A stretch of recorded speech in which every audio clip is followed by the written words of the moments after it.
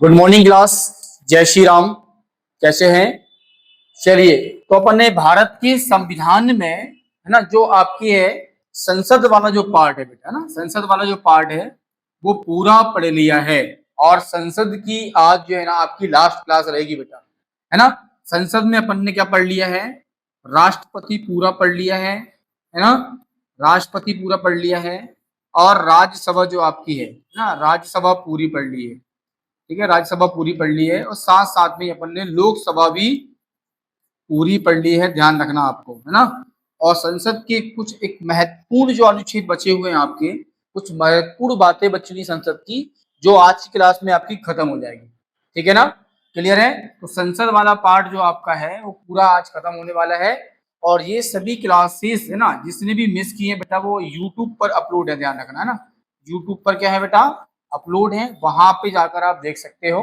Clear है? सभी uploaded है। और संसद हमारा जो है ना आज खत्म हो जाएगा। किसी भी एग्जाम में आप बैठोगे आपको पूरी पूरी है ना पूरी पूरी हेल्प मिलेगी बेटा, ध्यान रखना, पूरी पूरी हेल्प मिलेगी, ये मेरा वादा है ना। इससे बाहर क्वेश्चन जो है ना एक नामुमकिन सा है जो जाएगा, है ना। तो सबसे पहले आपको महत्वपूर्ण जो संसद की बात चल रही है हमारी, एक बात ध्यान रखना बेटा, एक व्यक्ति, जो संसद जो होती है ना बेटा क्या होती है? राष्ट्रपति, राज्यसभा और लोकसभा।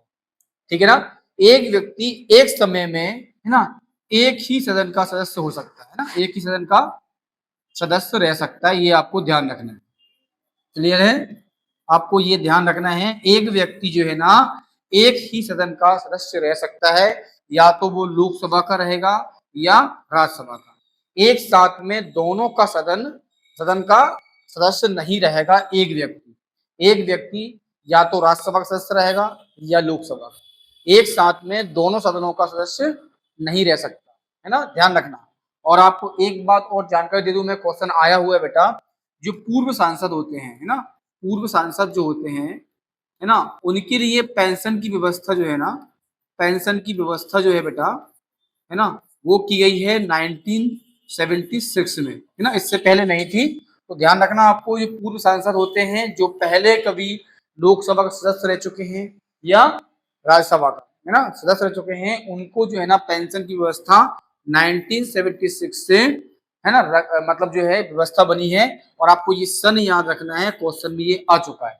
क्लियर है? और एक व्यक्ति एक बार में या एक समय में एक ही सदन का सदस्य रह सकता है, ये आपको ध्यान रखना है। ठीक है, चलिए आगे हम देखेंगे, है ना, अनुच्छेद 107 के 3 में क्या लिखा हुआ है। संविधान के एक अनुच्छेद, है ना, आर्टिकल 107 के 3 में या 107 के 3 में क्या बोला गया है? संसद में जो लंबित विधेयक होते हैं, है ना, जो लंबे समय से चल रहे हैं संसद में, ध्यान रखना, संसद यूज कर रहा हूं मैं, आपको लोकसभा और राज्यसभा में से कोई एक सदन यूज नहीं कर रहा हूं, मैं संसद शब्द यूज कर रहा हूं। और संसद में दोनों सदन आते हैं, ध्यान रखना, लोकसभा भी आता है और राज्यसभा भी आता है। तो संसद में लंबित जो विधेयक हैं जो लंबे समय से हैं, है ना, सदनों के सत्रवसान के कारण समाप्त नहीं होते हैं, है ना, सत्रवसान हो जाता है, संसद का जो कार्य है वो रुक जाता है ना, पूरा सत्र जो है ना आपका समाप्त हो जाता है, उस दौरान भी लंबित मुकदमा जो होता है संसद में यदि है तो वो समाप्त नहीं होगा, है ना, अगला सत्र जो है वह चालू होगा, उस सत्र में वो है विधेयक को देख सकते हैं, है ना, क्लियर है, उसको आगे बढ़ा सकते हैं, ध्यान रखना, है ना। मतलब संसद में कोई विधेयक है जो लंबे समय से है और संसदनों की क्या हो जाता है बेटा? सत्रवसान हो जाता है, सत्र समाप्त हो जाता है, उस कारण से वो जो विधेयक होगा वो समाप्त नहीं होगा, वो अगले सत्र में जब भी बैठेंगे उस विधेयक को डबल से जो है ना देख सकते हैं, पारित कर सकते हैं, है ना, मतलब वो विधेयक है ना खत्म नहीं माना जाएगा, समाप्त नहीं माना जाएगा। ठीक है, ये अनुच्छेद 107 बोलता है ना। वहीं हम बात करेंगे अनुच्छेद 107 के 4 में, है ना, क्लियर है? अनुच्छेद 107 के 4 में जो है ये बताया जा रहा है, राज्यसभा में लंबित विधेयक है कोई, कहां पर है बेटा? संसद के दो सदन होते हैं, मैंने बताया था आपको, एक होता है लोकसभा, क्या होता है बेटा? एक होता है लोकसभा और एक होता है राज्यसभा, क्या होता है? राज्यसभा। ठीक है ना, ये संसद के दो सदन है ना। और बात किसकी चल रही है? राज्यसभा में लंबित विधेयक, किसमें बेटा?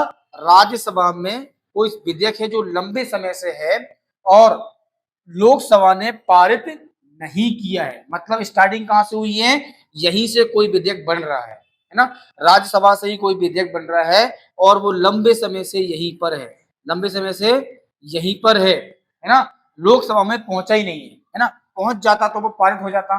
तो बात क्या हो रही है, राज्यसभा में कोई लंबित विधेयक है, कोई लंबे समय से विधेयक है और लोकसभा ने वो पारित नहीं किया है और लोकसभा के विघटन के बाद समाप्त नहीं होगा, क्योंकि लोकसभा ने उसको देखा ही नहीं है ना, और लोकसभा का विघटन हो गया है, भंग हो गई लोकसभा। जब भी नेक्स्ट लोकसभा आएगी वो जो है ना आपका, जब भी मतलब नई लोकसभा आएगी तो राज्यसभा उसको पारित करेगा और फिर नई लोकसभा के पास भेजेगा, फिर नई लोकसभा देखेगी उसको, है ना, क्योंकि इसके पास वो विधेयक पहुंचा ही नहीं है, वो यहीं पर कुछ लंबे समय से पड़ा हुआ था और लोकसभा ने उसको पारित किया ही नहीं है, उसके पास पहुंचा ही नहीं है और उसी बीच में लोकसभा भंग हो जाती है, उसका विघटन हो जाता है, तो वो समाप्त नहीं होगा, क्योंकि लोकसभा ने उस पर कोई हस्तक्षेप नहीं किया है, ना हस्ताक्षर किए, कोई बात ही नहीं हुई, लोकसभा तक पहुंचा ही नहीं है।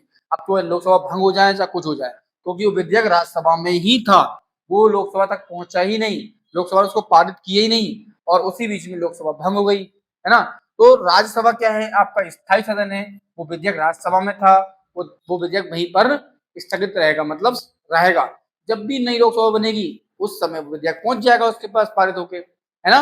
ध्यान रखना, अनुच्छेद 107 क्या बोल रहा है, राज्यसभा में लंबित विधेयक है और लोकसभा ने उसको पारित नहीं किया है और उसी बीच में लोकसभा भंग हो जाती है तो विधेयक समाप्त नहीं होगा, क्योंकि लोकसभा का तक वो विधेयक पहुंचा ही नहीं है ना, उससे अभी लोकसभा कोई लेन देन नहीं है, इसीलिए वो वहां पर रहेगा, समाप्त नहीं होगा, ध्यान रखना, है ना।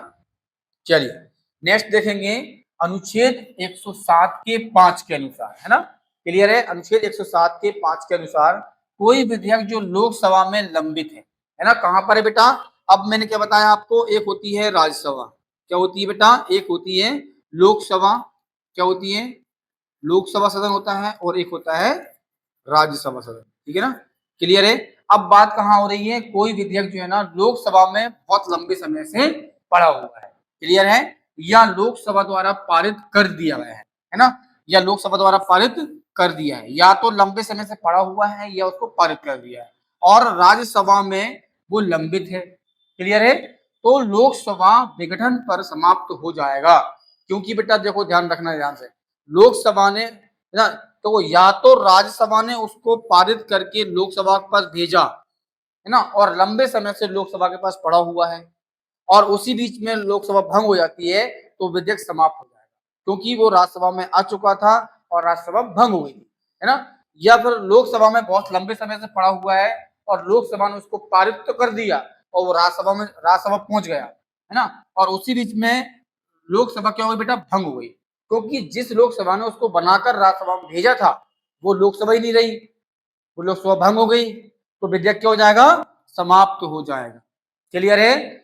मतलब लोकसभा द्वारा बनाया गया विधेयक लंबे पड़े से लोकसभा में पड़ा हुआ है, पहली बात तो, है ना, पहले तो वो लंबे समय से पड़ा हुआ है, उसको बनाया नहीं है, तो खत्म हो जाएगा वो, तो लोकसभा भंग हो गई है ना, और यदि लोकसभा ने पारित कर दिया उसको और राज्यसभा के पास भेज दिया और राज्यसभा में काफी दिन से वो पड़ा हुआ है, उस पर कोई विचार नहीं किया गया और उसी बीच में लोकसभा भंग हो गई, तो उस दौरान वो विधेयक समाप्त हो जाएगा, क्योंकि लोकसभा ने पारित किया था, राज्यसभा में भेजा था और राज्यसभा में भेजने के बाद वो लोकसभा भंग हो गई, तो भैया जो विधेयक बनाने वाली सदन ही नहीं रहा, लोकसभा भंग हो गई है, तो विधेयक कहां से रहेगा, विधेयक समाप्त हो जाएगा, क्लियर है। ये अनुच्छेद 107 का 5 बोल रहा है, ये आपको ध्यान रखना है, इस बात को बेटा समझ लेना अच्छे से, बहुत क्रिटिकल लाइन है ये वाली, ये आपका जो अनुच्छेद 107 का 5 है, बाकी दो में तो आप समझ गए होंगे, बाकी कोई विधेयक लोकसभा में लंबे समय से पड़ा हुआ है और उसी बीच में लोकसभा भंग हो गई तो वो विधेयक भी भंग हो जाएगा, खत्म हो जाएगा, क्योंकि लोकसभा को पारित ही नहीं कर पाई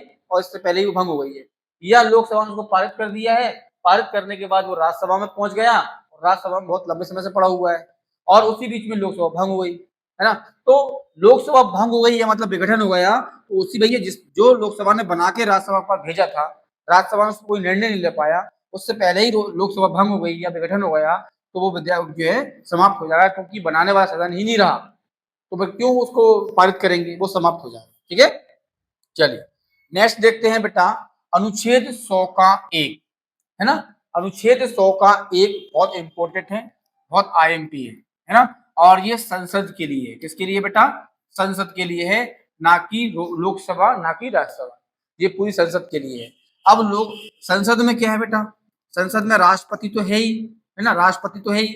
राष्ट्रपति के अलावा मैंने बताया आपको एक है राज्यसभा, क्या है, राज्यसभा, और एक है लोकसभा। ये आपको ध्यान रखना है, संसद में दो सदन हो गए आपके, लोकसभा और राज्यसभा, ठीक है। और अनुच्छेद 100 का एक क्या बोलता है, निर्णायक मत, क्या बोलता है, निर्णायक मत। पहली बात तो ध्यान रखना है बेटा, जो राज्यसभा का सभापति होता है, सभापति होता है, ये आपको ध्यान रखना है। सभापति कौन होता है बेटा, इसका उपराष्ट्रपति होता है। कौन होता है, उपराष्ट्रपति होता है, ठीक है ना। लोकसभा में होता है अध्यक्ष, क्या होता है बेटा, अध्यक्ष होता है, ठीक है, इसको बनाया जाता है लोकसभा के द्वारा। तो राज्यसभा का सभापति और लोकसभा का अध्यक्ष, ये बेटा वोट नहीं देते, क्या, इनको वोट देने का अधिकार देने का नहीं है, ध्यान रखना, है ना। जो अध्यक्ष पद पर रहेगा संसद में, चाहे वो राज्यसभा हो चाहे लोकसभा हो, उन दोनों को ही वोट देने का अधिकार नहीं होता है ना। और यदि राज्यसभा में सभापति जो है छुट्टी पर है, उसके जगह पर जो भी उसका पद संभाल रहा है ना, जब तक वो पद संभालेगा जब तक वोट नहीं देगा, क्योंकि उस पद पर, सभापति के पद पर जो भी काम करेगा, चाहे वो उपराष्ट्रपति काम करे और उपराष्ट्रपति छुट्टी पर है या है ही नहीं, पद खाली है, उसकी जगह पर जो उप सभापति होता है वो काम करेगा, तो वोट नहीं देगा, वोट नहीं देगा। वैसे ही लोकसभा का अध्यक्ष जो है ना वोट नहीं देता है ना। यदि अध्यक्ष छुट्टी पर है या नहीं है तो उपाध्यक्ष जो होता है वो भी वोट नहीं देगा। इस पद पर यदि वो बैठा हुआ है तो अध्यक्षता कर रहा है, मतलब अध्यक्ष पद पर जो भी होगा और सभापति के पद पर जो भी होगा वो वोट देने का अधिकार नहीं रखता है ना। वो सिर्फ और सिर्फ निर्णायक मत देता है, क्या बताया बेटा, निर्णायक मत देता है, क्या देता है, निर्णायक मत देता है। अनुच्छेद 100 के 1 के अनुसार, अनुच्छेद 100 में साफ साफ लिखा है, अध्यक्ष लोकसभा का और राज्यसभा का सभापति पर जो पद पर हैं वो वोट देने का अधिकार नहीं रखते हैं, लेकिन अनुच्छेद 100 के अनुसार वो निर्णायक मत देते हैं जब भी कभी बेटा इक्वलिटी हो जाती है ना, वोट जो है ना आपके बराबर हो जाते हैं, जैसे कि 50 मत इधर हो गए 50 इधर हो गए, है ना, अब दोनों ही क्या होगा बेटा, समान हो गए, है ना। अब इनमें से यदि मान लो इस सदन में है तो ये वोट देकर इसको यहाँ दे देगा या यहाँ दे देगा, है ना, या फिर ये है तो यहाँ दे देगा या यहाँ दे देगा, है ना। जहां भी उसका मन करेगा वहां वोट देकर उसको हाँ या ना में, या तो यहाँ करेगा, ना नहीं यहाँ करेगा, या हाँ यहाँ करेगा, यहाँ नहीं करेगा, मतलब जो भी है वो निर्णायक मत देगा और अपना जो परिणाम है, रिजल्ट है, वो घोषित कर देगा भैया कि ये जो है ना इसकी सहमति में काम हुआ है ना, ध्यान रखना। तो ये निर्णायक मत देते हैं अनुच्छेद 100 के अनुसार, है ना। राज्यसभा का सभापति और लोकसभा का अध्यक्ष, इनको वोट देने का अधिकार नहीं होता है, ये सिर्फ और सिर्फ निर्णायक मत देते हैं। जब भी कभी बैलेंस में वोट आ जाते हैं, बराबर में वोट आ जाते हैं, उस समय ये वोट देकर, है ना, जिसके साइड भी वोट देंगे उसको अपना निर्णायक मत देंगे और निर्णय घोषित कर देंगे, ठीक है बेटा। चलिए नेक्स्ट देखते हैं बेटा, अनुच्छेद 100 के 2 में क्या दिया है। अनुच्छेद 100 के 2 में क्या दिया है, संसद की कार्यवाही विधि मान्य होगी, क्लियर है, संसद की कार्यवाही विधि मान्य होगी, है ना, चाहे उसमें सदस्य रिक्त होने पर, यदि मान लो संसद में चाहे वो राज्यसभा हो चाहे वो लोकसभा हो, इनमें इनमें कोई सदस्य जो है ना या सदस्यता जो है ना वो रिक्त है, या मतलब कोई पद खाली है ना, पद खाली है और संसद में कोई कार्रवाई चल रही है, तो वो बेटा जो है ना विधि मान्य जाएगी, क्योंकि एक व्यक्ति के चक्कर में जो है ना पूरी संसद नहीं रुक सकती है ना। संसद में कोई सदस्य रिक्त है या उसका पद खाली है, उस समय भी संसद की जो कार्रवाई है वो विधि मानने जाएगी, मतलब उसको खारिज नहीं किया जाएगा, क्लियर है। या कोई भी व्यक्ति या कोई भी सदस्य जो है ना वो कार्रवाई में बैठने योग्य नहीं है ना, बैठने योग्य नहीं है, या वो वोट देने के अधिकार में नहीं है, वोट देने के अधिकार में नहीं है, क्लियर है ना। और ऐसा व्यक्ति जो है ना संसद के सदन में शामिल हो गया, कार्रवाई में शामिल हो गया, है ना, बैठक में शामिल हो गया, और बाद में पता लगा तो भी संसद की जो बेटा कार्रवाई है, जो कार्य किया है, वो कार्रवाई जो है ना बेटा वो विधि मान्य होगी, क्या होगी बेटा, विधि मान्य होगी, मतलब उसको उस कार्य को खारिज नहीं किया जाएगा एक सदस्य के चक्कर में, है ना। संसद का जो है ना टाइम बहुत इंपॉर्टेंट होता है, एक सदस्य के चक्कर में संसद का टाइम बर्बाद नहीं किया जाएगा, उसको विधि मान्य माना जाएगा, मतलब वो विधि पूर्वक किया गया है ना। उस व्यक्ति गलती है जो वोट दे रहा है या XYZ जो भी बैठ रहा है ना। क्लियर है? मतलब संसद की कार्रवाई जो है ना विधि मान्य होगी, चाहे उसकी सदस्यता खाली हो, रिक्त हो किसी व्यक्ति की, या कोई ऐसा व्यक्ति कार्रवाई में बैठ गया है जिसको बैठने योग्य नहीं था या वोट देने के अधिकार में नहीं था, तो भी विधि मान्य। जैसे मानो शपथ ली है ना, शपथ के बाद ही कोई व्यक्ति जो है ना काम कर सकता है किसी सदन में, शपथ नहीं ली और बैठक में बैठ गया है ना, तो ऐसी स्थिति में वो है जो कार्रवाई है वो विधि मान्य मानी जाएगी, मतलब उसको खारिज नहीं किया जाएगा। तो सदस्य को जो भी जुर्माना हो वो लगा देंगे है ना, लेकिन वो विधि मान्य मानी जाएगी। ठीक है ना बेटा, ध्यान रखना। अनुच्छेद 100 का 2 बोलता है। क्लियर है? चलिए नेक्स्ट देखते हैं बेटा, स्थगन प्रस्ताव। क्या बोलते हैं बेटा? स्थगन प्रस्ताव। ध्यान रखना है ना। स्थगन प्रस्ताव जो होता है बेटा, स्थगन है ना, स्थगन प्रस्ताव क्या होता है? स्थगन प्रस्ताव होता है सभा को रोकना। क्या होता है बेटा? स्थगन मतलब सभा को रोकना है ना, बैठक को रोकना है ना। और बैठक को रोकने के लिए संसद का कोई भी सदस्य, ध्यान रखना, संसद का कोई भी सदस्य, कोई भी सदस्य है ना, कोई भी सदस्य प्रस्ताव दे सकता है। कह सकता है बेटा? प्रस्ताव दे सकता है। ऐसा नहीं कि कोई व्यक्ति नहीं देगा है ना, मंत्रिमंडल को अधिकार है या किसी और को अधिकार है, ऐसा नहीं।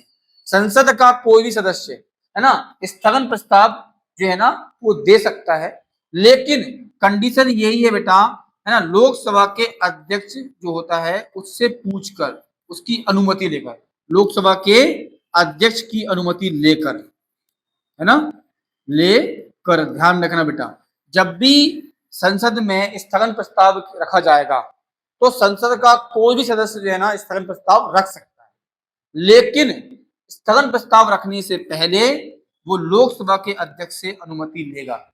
यदि उसने अनुमति नहीं दी लोकसभा के अध्यक्ष ने, तो स्थगन प्रस्ताव नहीं रखा जाएगा, चाहे फिर वो कोई भी दे है ना।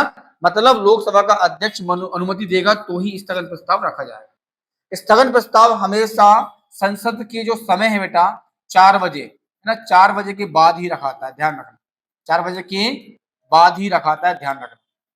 क्लियर है? स्थगन प्रस्ताव जो है ना हमेशा समय जो है आपका 4 बजे के बाद ही रखाता है ना। और ये क्यों रखा जाता है? संसद की कार्रवाई चल रही है उसको रोकने के लिए, और कोई महत्वपूर्ण विषय पर चर्चा करने के लिए। क्या बेटा? कोई महत्वपूर्ण विषय पर या कोई सामाजिक विषय है जिस पर चर्चा करना बहुत जरूरी है ना, ऐसे विषय पर चर्चा करने के लिए संसद की कार्रवाई को जो बैठक है उसको रोकने के लिए स्थगन प्रस्ताव रखा जाता है, ताकि महत्वपूर्ण और सामाजिक विषय पर चर्चा हो सके। क्लियर है? स्थगन प्रस्ताव जो होता है आपका ये रहता है। संसद के पूरे प्रस्ताव में आपको बताऊंगा, एक क्लास अलग से रहेगी, संसद के पूरे प्रस्ताव रहेंगे और जो आपकी है ना पारित करने की जो विधि होती है वो बताऊंगा। ठीक है? क्लियर है? वो अलग से क्लास रहेगी। अभी आपको बता रहा हूं मैं स्थगन प्रस्ताव। स्थगन प्रस्ताव लोकसभा के अध्यक्ष से अनुमति लेकर संसद का कोई भी सदस्य उसको प्रस्तुत कर सकता है, प्रस्ताव रख सकता है ना। और ये हमेशा समय 4 बजे के बाद ही रखाता है, क्योंकि ये ना, क्योंकि समय पूरा होने वाला होता है और लास्ट के जो 15-20 मिनट रहते हैं उस समय पर किसी भी महत्वपूर्ण विषय पर चर्चा हो सके, इसीलिए स्थगन प्रस्ताव रखा जाता है। ये आपको ध्यान रखना है। ठीक है? चलिए आगे देखते हैं बेटा। आगे है आपका स्थगन प्रस्ताव। ठीक है ना? तो संसद में स्थगन प्रस्ताव कैसे रखा है? स्थगन संसद में है ना, स्थगन प्रस्ताव जो होता है बेटा ध्यान रखना, स्थगन जो प्रस्ताव होता है वो कैसे रखा जाता है ना। तो सदन में स्थगन प्रस्ताव संसद के किसी भी सदस्य के द्वारा रखा जा सकता है ना, किसी भी सदस्य के द्वारा रखा जा सकता है, सदस्य के द्वारा रखा जा सकता है, ये आपको ध्यान रखना है ना, रखा जा सकता है। तो संसद के किसी भी सदन के द्वारा जो है आपका स्थगन प्रस्ताव रखा जा सकता है, लेकिन अध्यक्ष जो होता है लोकसभा, लोकसभा के अध्यक्ष की अनुमति से है ना, लोकसभा के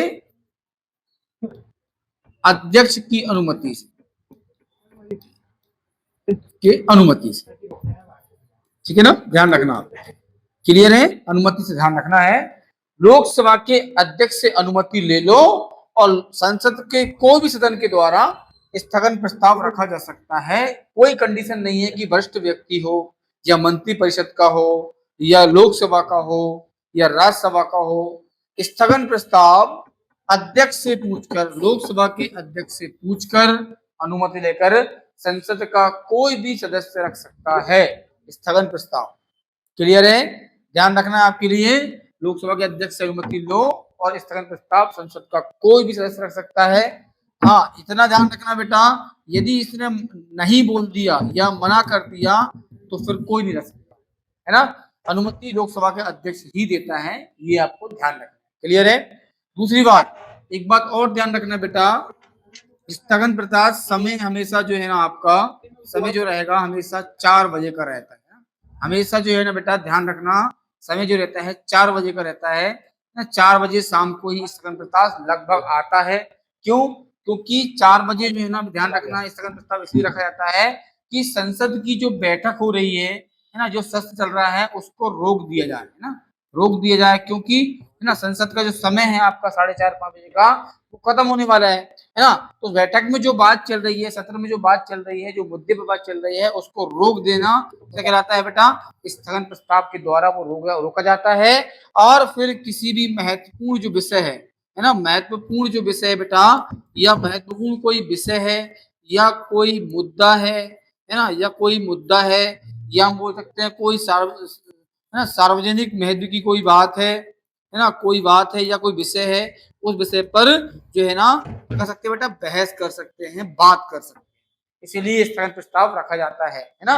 मतलब संसद की जो बैठक चल रही है, जो सत्र चल रहा है ना, उस बैठक में जो विषय पर टॉपिक चल रहा है ना, शाम को 4 बजे उसको स्थगन प्रस्ताव के द्वारा उसको रोक दो आप। क्योंकि किसी सार्वजनिक महत्व पर विषय पर कोई चर्चा करनी है, बहस करनी है, या कोई विशेष जो आपका विषय है उस पर बहस कर सके, इसीलिए संसद के किसी भी सदस्य के द्वारा ना बैठक को स्थगित करने के लिए स्थगन प्रस्ताव रखा जा सकता है, लेकिन अनुमति लोकसभा के अध्यक्ष से लेना पड़ेगा, तब रखाएगी, है ना। और स्थगन प्रस्ताव इसलिए रखा जाता है क्योंकि जो है ना, उस बैठक को वहीं पर रोक दिया जाए और किसी अन्य मुद्दे पर बात कर सके, है ना, किसी महत्वपूर्ण विषय पर बात कर सके।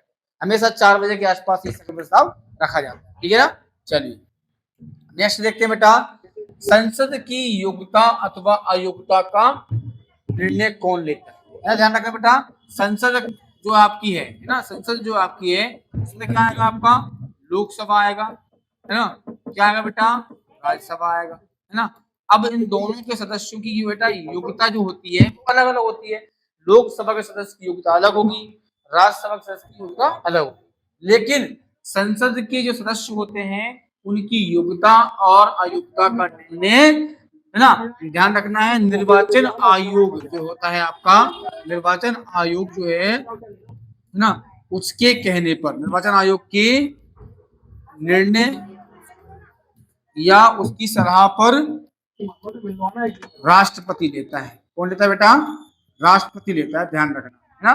पूरा निर्णय है ना किसका रहेगा? निर्वाचन आयोग का रहेगा। पूरी सलाह किसकी रहेगी? निर्वाचन आयोग की रहेगी। पूरा आदेश जो आपका बनता है वो किसका रहेगा? निर्वाचन आयोग का रहेगा। लेकिन फाइनली जो बोलता है वो कौन बोलता है? राष्ट्रपति बोलता है, क्योंकि संसद का प्रमुख जो मेन हेड होता है वो राष्ट्रपति होता है। क्योंकि कोई भी बिल जब बनता है इन दोनों पास होने के बाद फाइनली राष्ट्रपति के पास जाता है। तो फाइनली जो है ना, कोई व्यक्ति लोकसभा का सदस्य हो जाए राज्यसभा का, संसद का योग्य है या नहीं है बताएगा कौन? राष्ट्रपति बताएगा उन लोगों। किसकी सलाह पर? निर्वाचन आयोग की सलाह पर। निर्वाचन आयोग पूरा निर्धारण करके, छानबीन करके, जांच करके राष्ट्रपति को बोल देगा कोई व्यक्ति योग्य है या नहीं है। सदस्य ठीक है कि वो योग्य नहीं है, उसका निर्धारण निर्वाचन आयोग की जांच करेगा, पूरी छानबीन करेगा, इसके बाद राष्ट्रपति से बोल देगा, राष्ट्रपति यहाँ पर डिक्लेयर कर देगा भैया कि आप योग्य हो या नहीं। क्लियर है? पूरा काम किसका होता है? निर्वाचन आयोग। सलाह किसकी होती है? निर्वाचन आयोग। बस बोलने के लिए राष्ट्रपति होता है ना। राष्ट्रपति फाइनली संसद में जाके बोल देता है भाई आप अयोग्य हो या योग्य हो, है ना। ये आपको ध्यान रखना। चलिए नेक्स्ट देखते हैं बेटा, अनुच्छेद 104। अनुच्छेद 104 में क्या बोला है? जो संसद की जो आपके सदस्य होते हैं, ध्यान रखना बेटा, संसद की जो आपके सदस्य होते हैं, ध्यान रखना, सदस्य होते हैं उनकी सदस्यता समाप्त कैसे होती है ना। संसद के सदस्यों की जो आपकी है सदस्यता कैसे समाप्त होगी, है ना। अब संसद में क्या आ जाएगा बेटा? लोकसभा, और राज्यसभा, ठीक है ना, राज्यसभा। क्लियर है। अब दो सदन है संसद में, है ना, उन सदस्यों की सदस्यता यदि मान लो इसका कोई सदस्य है ना, या इसका कोई सदस्य है, ठीक है ना, ये आपका सदन हो गया, ये सदस्य हो गया। यदि कोई सदस्य इस सदन के बिना बताए, है ना, गोल मार देता है लगातार 60 दिन या उससे ज्यादा गोल मार दिया, है ना, क्या मार दिया, बंक मार दिया, है ना, तो ना स्कूल बच्चे बंक मारते थे, कैसे बंक मार दिया बिना बोले, बताया नहीं संसद में, है ना।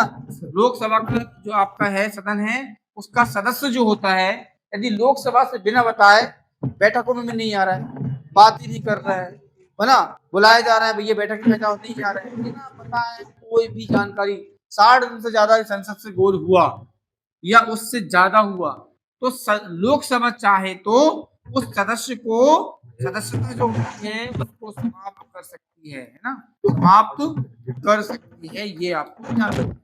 क्लियर है। मतलब लोकसभा का कोई भी सदस्य जो होता है, यदि लोकसभा से बिना बताए 60 दिन या 60 दिन से ज्यादा यदि गोल हो जाता है, बंक मार देता है, तो लोकसभा चाहे तो उसकी सदस्यता समाप्त कर सकती है बंक मारने वाले सदस्य, है ना।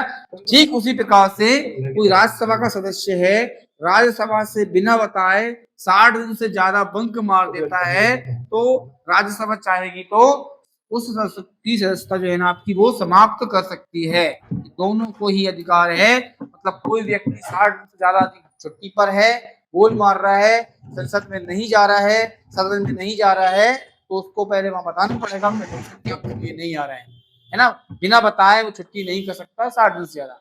बैठक यदि होती है तो बैठक में जाना पड़ेगा, है ना, और नहीं जाता है तो रीजन बताना पड़ेगा क्यों नहीं आ रहा हूँ। रीजन नहीं बताएगा, नहीं मतलब बताएगा ही नहीं, कुछ बताएगा ही नहीं, तो सदन चाहेगा तो उसकी सदस्यता समाप्त कर सकता है, उसको वहां से त्यागपत्र देने की बोल सकता है, ये त्यागपत्र तुम इस लायक नहीं हो, जाओ तुम घर जाके बैठो आराम से, ऐसा है।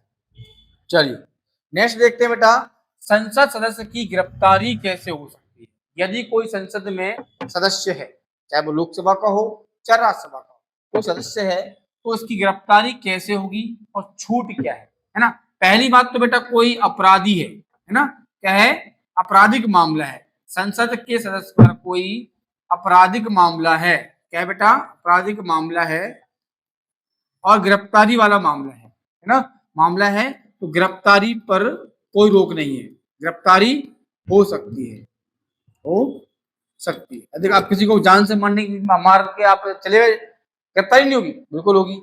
सबके लिए बंदी सरकार ने बनाई है, संविधान ने बनाई है ना। कोई आपराधिक मामला नहीं होना चाहिए, यदि है तो गिरफ्तारी में कोई संरक्षण नहीं है ना, या कोई निवारण निरोध वाला जो मामला है ना, जबरदस्ती निवारण निरोध वाला मामला है, यदि कोई व्यक्ति किसी को मारने वाला है, संसद का सदस्य है, नेतागिरी है, गुंडे हैं, उसको मारने की धमकी दे दी किसी को, है ना, तो उसको अपराध से रोकने के लिए भी गिरफ्तार सरकार करती है ना। निवारण निरोध वाला कोई यदि कार्य है तो गिरफ्तारी नहीं रुकेगी, है ना, गिरफ्तारी नहीं रुकेगी। लेकिन कोई सिविल जो आपका है, क्या बेटा, सिविल वाला मामला है, क्या बेटा, सिविल वाला मामला है ना, कोई सिविल वाला मामला है, उस मामले में है ना, बैठक के 40 दिन पहले और 40 दिन बाद, है ना, गिरफ्तारी नहीं हो सकती, गिरफ्तारी नहीं हो सकती, छूट है,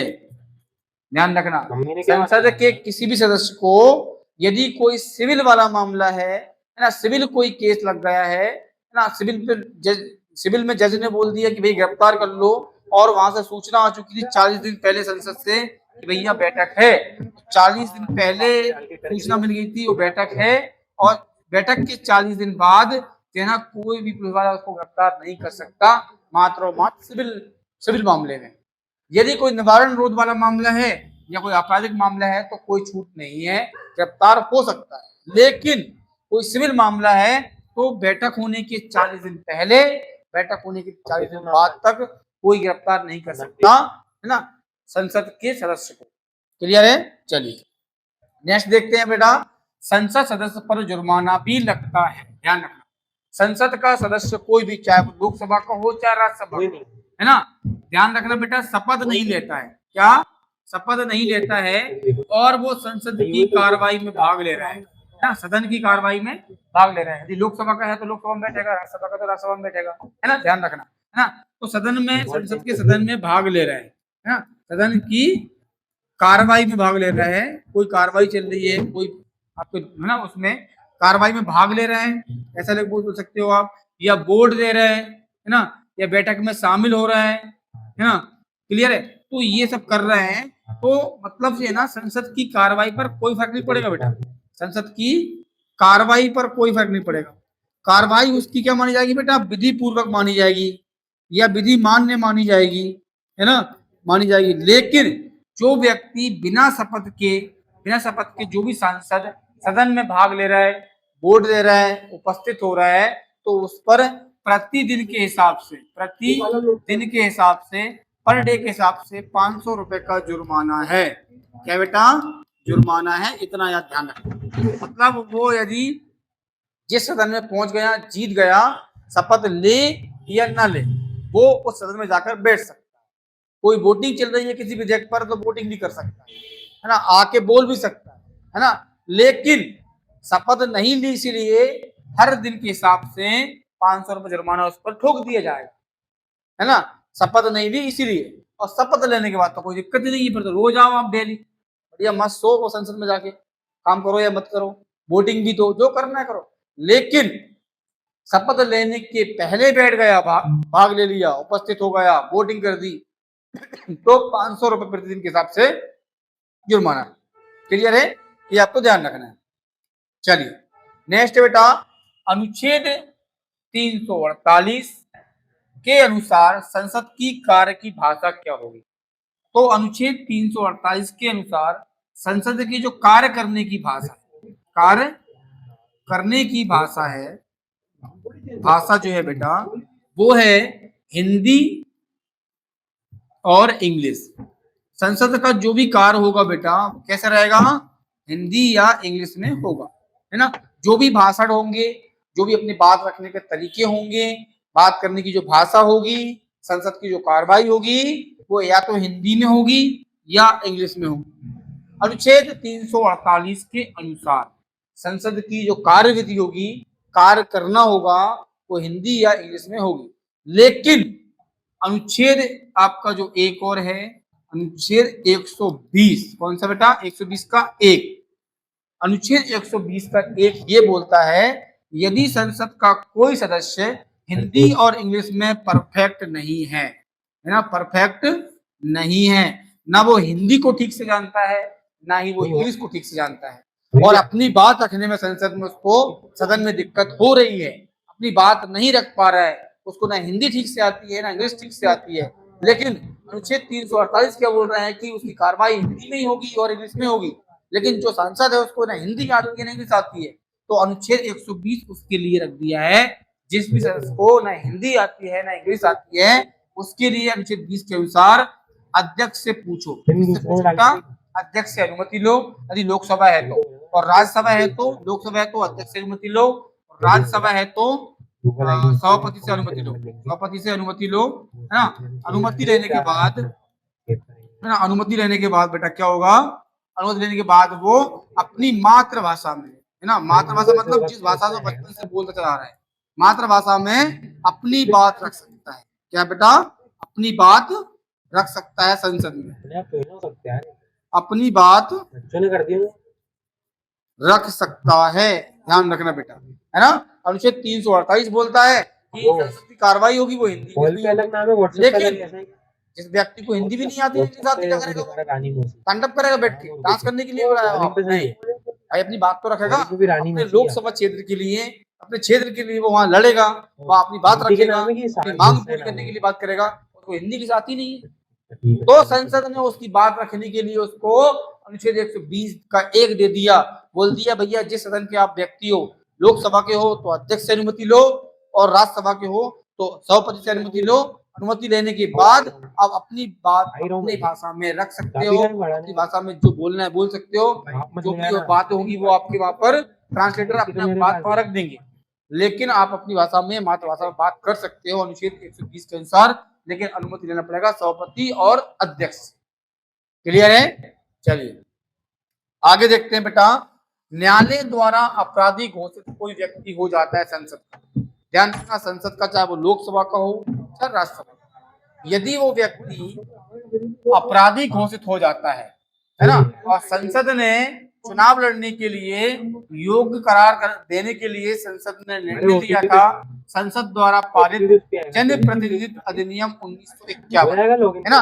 इस अधिनियम की धारा 8 के 3 में जन प्रतिनिधि यदि कोई व्यक्ति है और उसको न्यायालय ने अपराधी घोषित कर दिया है और 2 साल या उससे अधिक की सजा हो गई है, तो बेटा उसको सदस्यता से जो है ना समाप्त कर दी जाएगी उस व्यक्ति की, और अगले 6 साल तक उसको चुनाव नहीं लड़ने दिया जाएगा नियम के अनुसार, क्योंकि संसद ने चुनाव लड़ने के लिए है ना अयोग्यता करार दी गई है। क्या दी है? अयोग्यता करार दी है कि यदि कोई व्यक्ति 2 साल की सजा उसको हो चुकी है ना, 2 साल की सजा हो चुकी है किसी मामले में, या 2 साल से ज्यादा की सजा हो गई है, तो और वो किसी सीट का प्रतिनिधि है ना, तो उसकी जो सदस्यता है वो समाप्त कर दी जाएगी, है ना, और नहीं है तो चुनाव नहीं लड़ पाएगा। और ये सदस्य है, सदस्यता समाप्त कर दी तो अगले 6 साल तक चुनाव नहीं लड़ेगा। तो ये कब आया था बेटा? जन प्रतिनिधि अधिनियम 1951 में ये नियम आया था। यदि कोई संसद का सदस्य है और उसको जन प्रतिनिधि अधिनियम 1951 के अनुसार 2 साल की सजा हो गई है, उससे अधिक सजा हो गई है, तो वो चुनाव में यदि सदस्य है, सदस्यता समाप्त कर दी जाएगी और अगले 6 साल तक उसको चुनाव नहीं लड़ने दिया जाएगा। ये आपका हुआ है।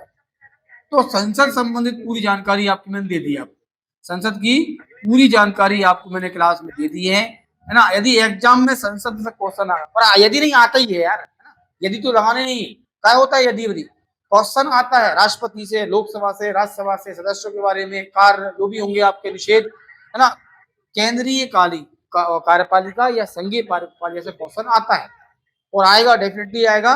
यदि संसद की आपने पूरी क्लास ली है तो क्वेश्चन आपसे बनेगा ही बनेगा, ये ध्यान रखना। एग्जाम में खुश होके आओगे आप, है ना। और यदि आपने क्लास को मिस करी है तो पूरी क्लासें आपको यूट्यूब पर अपलोड है, वहां जाके आप देख सकते हो। और अच्छे दिमाग के तार खोल के तुमने देख ली क्लास की वीडियो, तो ध्यान रख लेना आप, क्वेश्चन आपके एग्जाम में बनेगा ही बनेगा, है ना, ये मुझे विश्वास है। क्लियर है? तो पूरी क्लासेस यूट्यूब पर भी अपलोड है, क्लास नहीं ली है तो वहां से ले लो आप। पूरी जानकारी संसद की मैंने दे दी है, राष्ट्रपति पढ़ा दिया है ना, राज्यसभा पढ़ा दी है, लोकसभा पूरी हो गई अपनी आज, ठीक है ना, संघीय कार्यपालिका अपनी यहाँ समाप्त हो गई, ठीक है ना। क्लियर है? और उससे पहले जो आपके जो स्टार्टिंग में है मौलिक अधिकार, है ना, ये सब मैं पहले पढ़ चुका हूँ, ये भी सब यूट्यूब पर अपलोडेड है, वो आप देख सकते हो, है ना। अब ये मैंने नियम पूरे बता दिए हैं। आज आपकी लोकसभा संबंधित जानकारी पूरी खत्म हो गई है। अब मिलेंगे हम नेक्स्ट क्लास में। जय श्री राम।